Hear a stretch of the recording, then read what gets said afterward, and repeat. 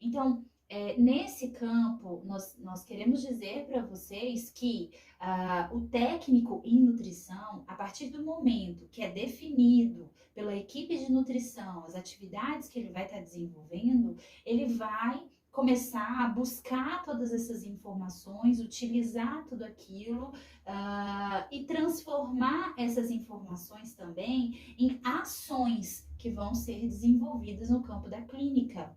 Né? E aí é interessante a gente estar falando e já puxando um pouco o gancho para a dietoterapia, né, como um todo, né? Porque essa dietoterapia ela vai funcionar a partir do momento que a gente tem todos esses dados, né? Todos esses dados ali registrados, a gente começa sim a desenvolver todo um trabalho de prescrição dietoterápica que é feito pelo nutricionista e, de fato, é uma atividade privativa desse profissional. Mas aí vocês estão percebendo que todas essas informações que podem sim ser coletadas pelo técnico em nutrição vão balizar essa prescrição dietoterápica, né? E o nutricionista ainda assim, ele vai ter um momento, uma propriedade para estar analisando. Só que eu digo para vocês que é um ponto que nós temos que frisar, né? O técnico em nutrição precisa ter segurança do que está fazendo, né? Precisa fazer aquilo, porque não é simplesmente uma rotina de trabalho, não é simplesmente uma atividade ou um cumprimento de uma atividade em si. De fato, o foco da gente é aquele cliente. Então, você está servindo aquele cliente, você está servindo o seu paciente. Então, por que esse serviço que você está prestando é em prol da saúde da coletividade? Então, a IBT Nutri, ela vai trazer isso para vocês sempre. Nós, da área de saúde, nós temos que colocar o nosso foco na pessoa, no indivíduo, ou seja, na coletividade. Não simplesmente numa atividade que foi prescrita para ser desenvolvida. Então, nós estamos falando também de humanização, né? Esse contato com o paciente, ele é de fato importante, porque ele sensibiliza a gente, ele vai fazer com que cada dia que passa você possa buscar se informar mais sobre o assunto, aumentar um pouco o seu leque de conhecimento. Por quê? Porque você vai estar trazendo algo que vai, imagina, né? Que vai melhorar em si as funções daquele paciente, né? Você vai trazer algo que vai fazer com que ele até aprenda sobre nutrição, entenda a doença que ele tem, porque daqui a pouco a gente vai estar puxando o gancho aí para falar um pouco dessa educação nutricional. Então, eu vou passar. A IBT Nutri, nesse sentido, ela vai trazer a esse técnico empoderamento do conhecimento técnico, né? Ótima porque assim, ela estuda aquilo, ela vai saber muito bem, porque pesar não é somente pesar, porque pesar uma criança de um jeito, pesar do adulto é outra, medir a estatura de uma criança de um jeito. Então, assim, vocês precisam ter desse conhecimento técnico e saber como faz isso, porque senão é uma atribuição que pode ser do técnico também, e muitas vezes o nutricionista não vai querer passar por insegurança de passar uma responsabilidade de uma avaliação tão séria naquele momento para aquele técnico. Então, tem que ter um conhecimento de como pesar, como pegar a estatura de um paciente, medir uma circunferência de quadril, de cintura, de panturrilha. Então, assim, a gente tem que ter o conhecimento técnico mesmo para a gente conseguir agregar mais valores também ao nosso trabalho. E é bacana isso que as meninas estão colocando, né? Frisando sobre a questão do conhecimento, porque hoje a gente sabe que a saúde, ela muda constantemente, né? Por mais que a gente saiba que essas doenças, tanto as infecciosas quanto as doenças crônicas não transmissíveis, existem tratamentos que são atualizados. Às vezes, até a questão do próprio medicamento, ele vai ter uma interação com o alimento, né? Então, a gente precisa estar se atualizando para saber quais são as novas perspectivas de tratamento, para saber como que essa doença ela pode estar agindo em cada paciente e, principalmente, quais são as propriedades nutricionais de cada alimento, né? Às vezes, o paciente, ele não gosta, por exemplo, de um determinado alimento. Será que eu posso fazer a substituição por um outro ou não? Né? Qual é o grupo? E o mais importante que eu acredito, né, Aline, a gente está dentro dessa área, da área hospitalar, é a gente transmitir confiança para dentro da equipe. Porque muitas vezes, e principalmente agora, em que a gente está vivendo uma época de pandemia, os hospitais estão lotados. Se porventura essa atribuição, né, foi repassado a você para poder medir, pesar, conversar, perguntar preferências ou não, você anotar um dado errado por uma falta de experiência de estar aferindo, por uma falta de atenção na hora que você for anotar, você perde essa confiança. E confiança é algo dentro da saúde que a gente não pode quebrar, porque a gente está lidando com vidas. De repente era para você anotar que a dieta era hipossódica e vai hiper. E dependendo da situação, da pressão desse paciente, você pode estar levando ele a óbito. Né? Então, é bem bacana a gente fortalecer isso, que a gente precisa cada vez mais fortalecer a nossa equipe entre os nutricionistas e entre os técnicos. E nós da IBT Nutri, a gente está aqui sempre frisando a questão do conhecimento, da atualização dentro desse mercado de trabalho, independente se isso é na área de produção ou na área clínica, né?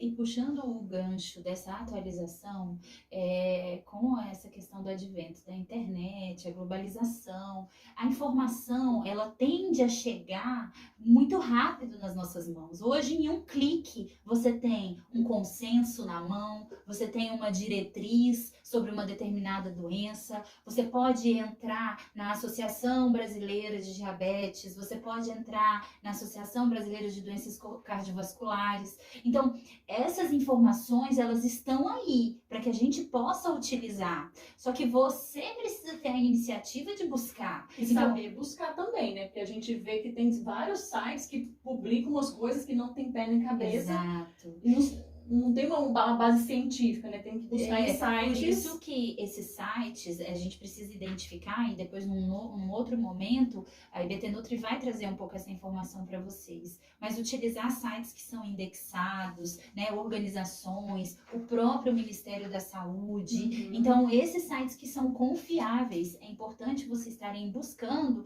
para essas informações. E sem contar que a gente tem o quê? Os artigos científicos que são publicados a cada ano. Saber ler um artigo científico, quantos artigos são publicados aí sobre a nutrição, né? No campo da nutrição clínica e que pode contribuir. Artigos de triagem nutricional, artigos de doenças crônicas. Poxa, tem pessoas que estão ali estudando e trazendo para a gente dados que são muito importantes e relevantes para o nosso trabalho, que vai fazer a diferença. Imagina você chegar para a equipe de nutrição, olha, eu estava lendo um artigo que foi publicado pela Universidade de São Paulo, né, sobre a triagem nutricional. E olha que interessante, né, essa pergunta, ou esse dado, ou essa análise que foi colocada, ela trouxe uma resposta muito positiva para avaliar, por exemplo, o risco nutricional. Então, é um exemplo que eu estou dando aqui, né?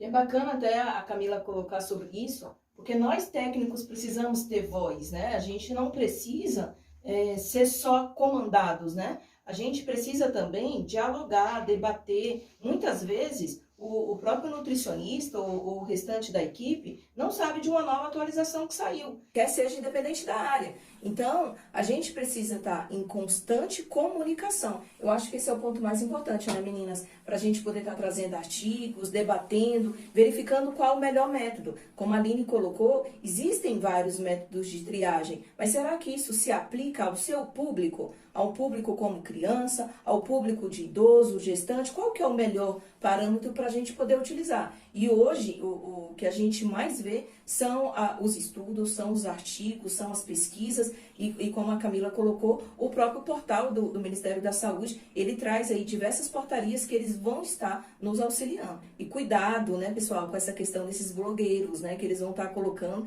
dicas e mais dicas de manter corpos aí saudáveis, combater algumas doenças e não existe um embasamento científico para isso. Somos profissionais, precisamos seguir sempre dentro de uma conduta ética. E olha só, agora eu vou puxar o gancho da Karina com relação a esse conhecimento na dietoterapia. Por quê? Porque uma das atribuições do técnico é avaliar as características dos alimentos, das preparações culinárias. Então, assim, se a gente for perguntar, você sabe hoje me dizer quais são os alimentos que são flatulentos? Um exemplo, né? Um exemplo. Então, assim, e por que eles causam essa flatulência, né? Então, assim, você já parou para estudar a composição química desses alimentos? Ou simplesmente você tem uma listinha que você utiliza sempre ela e não parou para analisar, por exemplo, outras informações que são relevantes? Igual, por exemplo, o feijão, né? Que a gente sabe que de fato é um alimento flatulento. Mas assim, existe todo um tratamento que você pode fazer, um remolho, né? Para poder diminuir um pouco esse processo, né? Que é causado quando há o consumo do feijão. Então, assim, é só um exemplo que a gente está dando, mas é algo importante. Não é simplesmente ter uma lista que você vai utilizar, porque a ciência dos alimentos, ela também está avançando a cada dia,